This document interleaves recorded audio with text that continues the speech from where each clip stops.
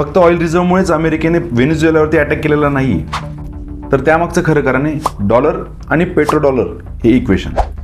तर 1974 मध्ये Henry Kissinger नावाच्या अमेरिकन सिक्युरिटी ॲडवायझरने सौदी अरेबियासोबत एक डील केली होती. तर त्यामध्ये प्रामुख्याने 2 टर्म्स होत्या. पहिली, सौदी अरेबिया आंतरराष्ट्रीय मार्केटमध्ये क्रूड ऑइल हा फक्त आणि फक्त डॉलरमध्ये विकेल, आणि दुसरी, रिटर्नमध्ये अमेरिका सौदी अरेबियाला मिलिटरी अँड सिक्युरिटी सपोर्ट देत राहील.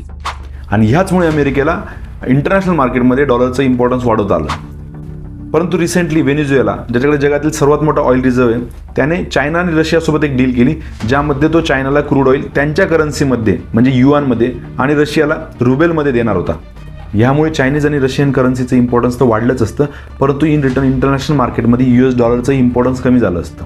आणि त्याच कारणाने अमेरिकेला हे पाऊल उचलावं लागलं. अमेरिकेने उचललेल्या ह्या पावलामुळे इंटरनॅशनल लेवलला काय परिणाम होतील, तुम्हाला काय वाटतं, कमेंटमध्ये नक्की सांगा.